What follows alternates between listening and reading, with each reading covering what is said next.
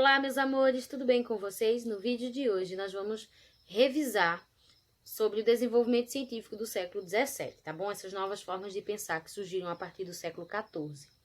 Lembrando que eu sempre disse a vocês em sala de aula que história faz parte de um todo, ou seja, história não são acontecimentos isolados. História tem todo um contexto, tem o que aconteceu, o que provocou, tá certo? Então a história é isso, ela é um conjunto, tá bom? As origens desse desenvolvimento científico, a gente vai buscar lá no século XIV. Vejam que ele aconteceu no século XVII, mas a sua origem ela está no século XIV, tá certo? Que foi o início do Renascimento cultural, que trouxe para o ser humano uma nova visão de si próprio, né? A questão do antropocentrismo, né? Que antes o centro de tudo era Deus, agora passa a ser o ser humano, no antropocentrismo, tá bom? Então, o homem ele passa a ser a figura central, ele passa a ser a fonte de estudos, tá certo? Essa nova visão do ser humano, ela está associada também à questão das inovações técnicas que aconteceram através do desenvolvimento, principalmente da imprensa, né? A prensa móvel, né? Criada por Gutenberg, ela vai ser fundamental para difundir esse novo pensamento, difundir esse novo estilo de arte e também difundir o pensamento dos reformadores, né? Os reformadores protestantes como Calvino, Lutero e Henrique VIII. Inclusive, essas inovações técnicas elas vão ser responsáveis também pela difusão mais facilmente das traduções bíblicas que foram feitas pelos reformadores, tá certo? Então, esses estudos, esses livros, né, essas novas formas de pensamento, elas vão chegar às mãos de diversas pessoas de forma mais fácil e mais barata, graças ao desenvolvimento da imprensa. As reformas religiosas, elas também vão ser muito importantes, porque é através delas que vai surgir no ser humano um senso crítico, né, de questionar os dogmas da igreja, de questionar tudo aquilo que a igreja antes condenava. E nós também vamos ter a consolidação dos estados modernos como sendo algo fundamental para incentivar ainda mais esse desenvolvimento científico, já que a maioria desses monarcas, eles acabaram incentivando a criação de universidades, patrocinando estudos e artistas dessas novas formas de pensamento, tá bom? Então, eles também serão responsáveis por essa revolução cultural acontecer no século XVII. É nesse contexto que nós vamos ver surgir duas correntes filosóficas. A primeira delas é chamada de racionalismo. O racionalismo, ele teria surgido justamente através do renascimento cultural. E ele trazia a razão como sendo a base de todas as coisas, o valor supremo mais importante, tá bom? Eles questionavam diretamente a questão do empirismo, porque eles diziam que nem tudo aquilo que nós sentimos ou vemos é verdadeiro, tá certo? Então, para eles, tudo aquilo que vinha do empirismo, tudo aquilo que vinha da experiência deveria ser questionada, tá bom? Já o empirismo dizia que o ser humano ele já nascia com o conhecimento, ele só precisava passar por alguma situação, passar por alguma experiência que mostrasse a ele que esse conhecimento estava dentro da cabecinha dele. Então, para os empiristas, o conhecimento ele vinha através da experiência. Esse conhecimento ele era inato, ele já nascia com a pessoa, mas a pessoa só descobria esse conhecimento, só desenvolvia ele, se ela passasse por alguma experiência. E eles questionavam diretamente a questão do racionalismo. Então, essas duas correntes filosóficas, apesar de trazer o ser humano e a questão de como esse ser humano obtém conhecimento, como sendo a sua fonte de estudo, a sua base, mas essas duas correntes filosóficas, elas são completamente opostas. O racionalismo não concorda com o empirismo, tá bom? Inclusive, o empirismo, ele é bem mais antigo que o racionalismo. Ele surgiu lá na Grécia Antiga, tá bom? Então, essas duas correntes filosóficas, elas vão ser a base de todo o pensamento que vai surgir durante o período moderno. Deixa eu passar aqui.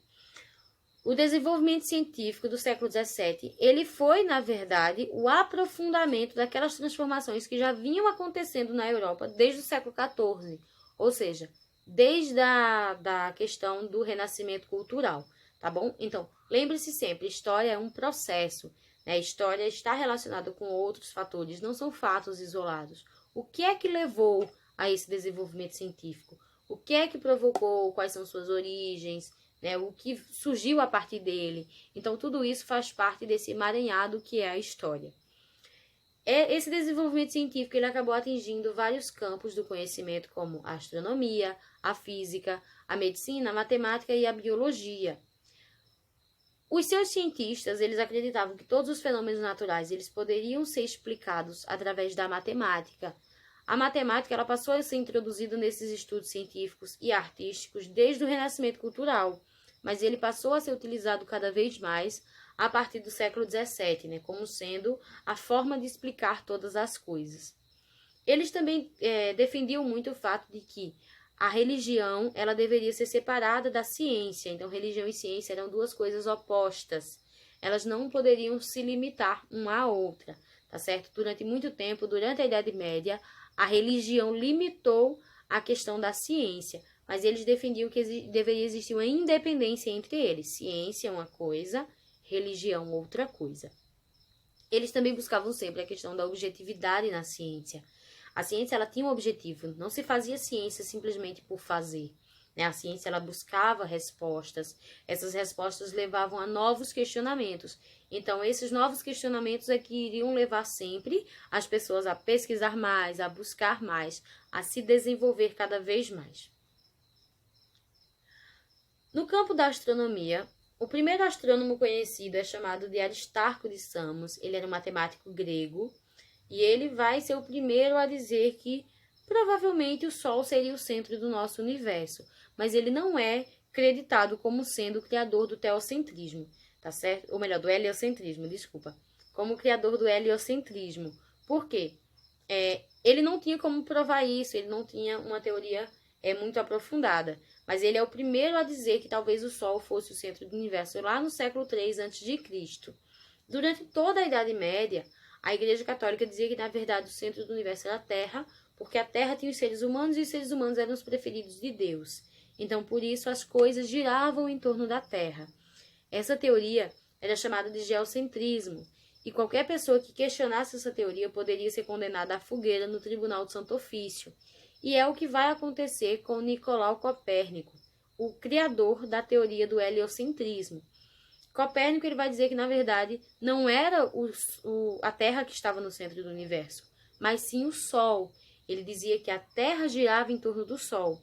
Essa teoria, chamada de teoria heliocêntrica, ela traz hélio, Sol, centrismo ou cêntrica, centro, tá certo? Enquanto a igreja dizia que não, que era a Terra, né, no geocentrismo. Então, o que vai acontecer? Copérnico, ele vai acabar sendo preso e vai acabar sendo condenado à morte na fogueira de Santo Ofício. Algum tempo depois, um homem chamado Hans Lipper, eu não sei pronunciar o nome dele, lá em 1608, ele criou o primeiro modelo de telescópio. E, posteriormente, Galileu Galilei ele teria utilizado o telescópio para analisar o céu, aquela coisa toda. Então, ele seria o primeiro a fazer estudos astronômicos utilizando o telescópio. E Galileu Galilei ele acabou provando que Copérnico estava correto, que realmente a Terra não era o centro do universo, tá certo? E sim o Sol. E, além disso, ele acabou descobrindo várias outras coisas, tá certo? Estrelas, planetas, a questão das fases de Vênus, né? A questão do relevo lunar, satélites naturais e várias outras coisas. E assim como que aconteceu com Copérnico, Galileu Galilei ele acabou também sendo preso, acabou sendo julgado no Tribunal de Santo Ofício, só que ele acabou negando tudo aquilo que ele tinha dito, tudo aquilo que ele tinha descoberto para não morrer. Os últimos anos da vida dele, inclusive, ele passou isolado, preso, tá certo? Então, ele continuou fazendo os estudos dele em astronomia, mas ele não divulgava isso para as pessoas porque ele corria o risco de novamente ser acusado de heresia pela Igreja Católica, então ele acabou escapando da morte. Em 1609, Johannes Kepler, ele criou as chamadas leis de Kepler, que explicavam que os planetas eles estavam em uma órbita elíptica, ou seja, esses planetas eles não se moviam em qualquer direção, mas sim possuíam uma rota específica que eles faziam em seu determinado tempo. Essas são 3 leis, eu não vou aqui entrar em detalhes em relação a elas, porque a gente já falou delas na aula anterior. Isaac Newton, em 1687, ele se baseou nos estudos tanto de Galileu Galilei quanto de Kepler para formular as chamadas leis da gravitação universal, né? Por que os planetas não caíam, né? Por que que esses planetas eles ficavam suspensos no universo, né, em uma órbita elíptica, aquela coisa toda. Então, essas leis da gravitação universal, elas vão explicar não só o movimento dos astros, mas também a questão da gravidade. Por que é que na Terra tem gravidade e por que é que no espaço não tem, tá certo? Isso a gente também se aprofundou mais no vídeo anterior. Então, esses estudos eles são fundamentais para que a gente possa compreender até mesmo como o ser humano chegou ao espaço. Todas as descobertas que foram feitas de novos planetas, novos sols. Não existe somente o nosso Sol, tá certo? O Sol é uma estrela. E assim como ela, existem outros, tá certo? Existem outros planetas. Então, todas essas descobertas, elas são fundamentais para que a gente entenda um pouco mais sobre o universo, sobre todo o desenvolvimento científico que nós temos hoje em dia, que veio justamente desse desenvolvimento científico iniciado no século XIV. No campo da medicina, William Harvey, ele fez descobertas sobre a circulação sanguínea e sobre o funcionamento do coração, né? Ele utilizou apenas uma pequena lupa e ele conseguiu deduzir que o coração era um músculo. E ele fez observações relacionadas ao seu movimento, inclusive ele descobriu a questão da dístole e da sístole, que é justamente aquele movimento do coração, de contrair e relaxar, contrair e relaxar. Ele também descobriu que existem diferenças entre veias e artérias, né? Tudo isso. Ele também descobriu que o nosso sistema linfático, ou seja, nosso sistema sanguíneo, é um sistema fechado e circular. Então, o sangue está sempre circulando no nosso corpo de acordo com o movimento do coração, contrair e relaxar, tá certo? Inclusive, o coração ele ficou intocado até o finalzinho do século XIX, início do século XX. Então, o coração era considerado muito sagrado, tá bom? Então, as primeiras cirurgias do coração, elas foram um marco para a ciência, tá bom? No campo da biologia, nós tivemos contribuições como o aperfeiçoamento do microscópio, né, que fez com que Anton van, não sei pronunciar o resto, ele conseguisse fazer observações microscópicas de matérias biológicas, né, com embriões de plantas, os glóbulos vermelhos do sangue, espermatozoides presentes no sêmen de animais, e também descobriu micro-organismos como os protozoários, né? Inclusive, a biologia ela é fundamental para que a gente entenda e para que a gente possa até mesmo sobreviver no meio que nós existimos. Além dos protozoários, existem bactérias, vírus, né? Inclusive, a gente está vivendo uma pandemia relacionada a um vírus. Então, tudo isso está relacionado com a questão da biologia, com o desenvolvimento da biologia, né? Do funcionamento do nosso corpo, do corpo dos animais, criação de vacinas. Então, vejam aí que a biologia, ela sim faz parte do nosso dia a dia. Ela é fundamental para que a gente possa ter, como é que eu poderia dizer, não só um conhecimento relacionado à área, mas também um próprio desenvolvimento para nós enquanto seres humanos, né? Criação de remédios, a gente entender novas espécies, o quanto essas espécies podem contribuir ou não com o nosso desenvolvimento enquanto seres humanos. Então, é muita coisa que está relacionada com a biologia. É uma matéria que eu amo e super recomendo, tá bom? Já no campo da arquitetura e da arte, nós vamos ter a criação de um novo estilo artístico e arquitetônico, que é o barroco, né, que surgiu no finalzinho do século XVI e início do século XVII, e ele teria surgido justamente como uma reação ao racionalismo criado pelo Renascimento cultural. O barroco ele se desenvolveu em campos como escultura, pintura, escritura e músicas, tá certo? Então, são vários os artistas relacionados a essa questão do barroco e também na questão da arquitetura, claro, isso aí é inquestionável, tá certo? Então, o barroco, ele dava uma maior importância à expressão da espiritualidade, da imaginação, da fantasia, tudo aquilo que havia sido abandonado, tanto durante a Idade Média quanto no início do Renascimento cultural. O barroco ele também acabou sendo muito utilizado pela Igreja Católica como uma forma de atrair fiéis, né, que esses fiéis eram mais visuais, eram pessoas que não sabiam ler ou escrever em sua grande maioria.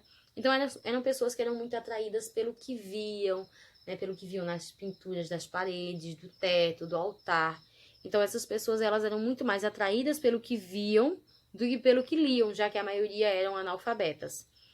Então, a igreja vai utilizar isso como uma forma de atrair fiéis, né, e evitar que ela entrasse em decadência total devido à reforma protestante. O barroco ele também dá muita ênfase à questão do drama, do movimento, do espetaculoso e do teatral. Como assim, gente?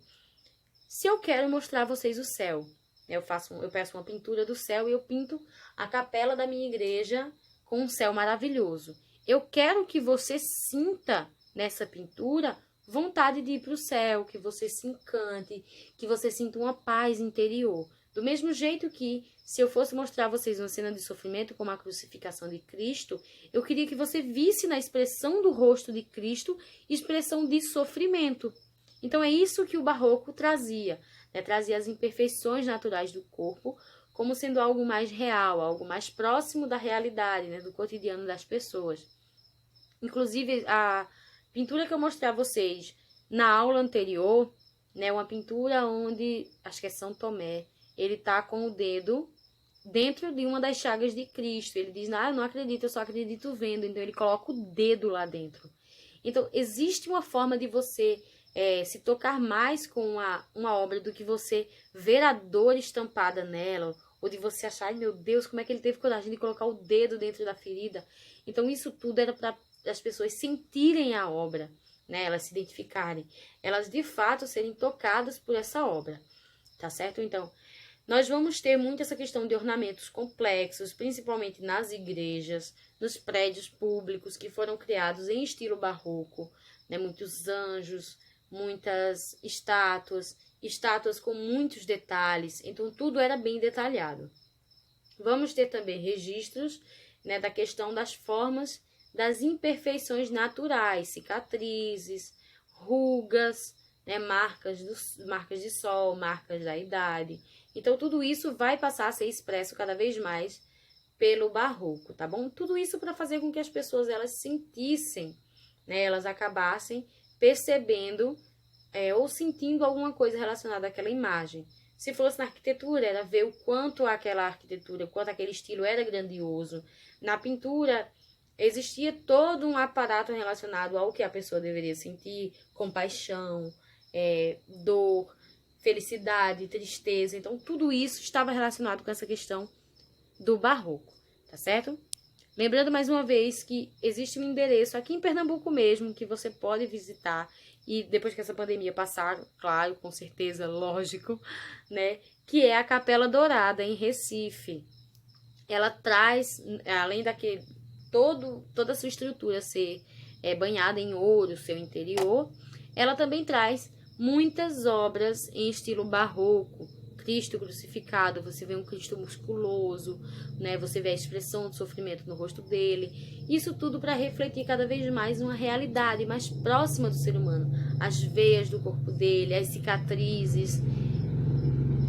No final do vídeo vem passar essa moto. Eu mereço. Então, vale a pena. É um roteiro muito bom que eu indico a vocês, tá certo? Uma igreja toda em estilo barroco. Maravilhosa para vocês observarem, para vocês verem cara a cara o quanto a expressão dos santos, o quanto a expressão de Cristo mexe com você quando você observa aquela imagem. Né? Nós vamos ter alguns campos que vão ser contemplados pela questão do barroco, a música, a pintura, a arquitetura e também a cartografia. Né? A cartografia ela vai trazer muito esse desenvolvimento. Antes ali da Idade Média, né? Durante toda a Idade Média, as pessoas só conheciam a Europa. Então, elas ficavam muito limitadas. À medida que essas pessoas elas passaram a conhecer cada vez mais, a velejar, a viajar, elas perceberam que o mundo não se restringia à Europa, tá bom? Então, houve também essa questão da substituição do imaginário pelo conhecimento. As pessoas elas acreditavam que o oceano era quadrado, né? Que o mundo era plano, né? Que as pessoas elas se navegassem muito próximas a borda, elas poderiam cair, elas acreditavam em monstros marinhos, sereias, kraken e várias outras coisas. Né? Inclusive que vocês veem muito isso quando vão assistir Piratas do Caribe. Então vejam que esse conhecimento que elas tinham sobre o oceano era muito limitado. Né? E o imaginário ele acabava tomando conta da vida das pessoas. E à medida que a cartografia ela vai se desenvolvendo com as navegações, as pessoas vão percebendo que na verdade não existem monstros marinhos. Né, que tudo isso era provocado pela falta de conhecimento, tá bom? E nós também vamos ter o contexto das grandes navegações, né, que inclusive nós vamos ter a viagem de Colombo e a viagem de Cabral como sendo viagens muito importantes aqui para a América, não é? Inclusive marca justamente o nosso nascimento para o mundo, né? Alguns dizem que foi descoberto, outros dizem que foi invasão, mas esse é um assunto que a gente não vai entrar nesse momento, tá bom? Mas essa questão das grandes navegações, elas ajudam muito a gente a entender um pouco mais sobre esse desenvolvimento, né? Até onde o ser humano foi capaz de chegar, até onde o desenvolvimento científico pode conduzir a humanidade. Outra moto. E eu tenho certeza que da mesma. Faz parte. Acontece. Então, todo esse desenvolvimento científico, ele é fundamental para que a gente entenda hoje tudo aquilo que nós temos, tudo aquilo que nós conhecemos, tá bom? Fiquem com Deus, amo muito vocês, estou morrendo de saudade, tá bom? Em breve a gente vai se abraçar muito, muito, muito, muito forte, tá bom? Amo vocês. Se cuidem e fiquem com Deus.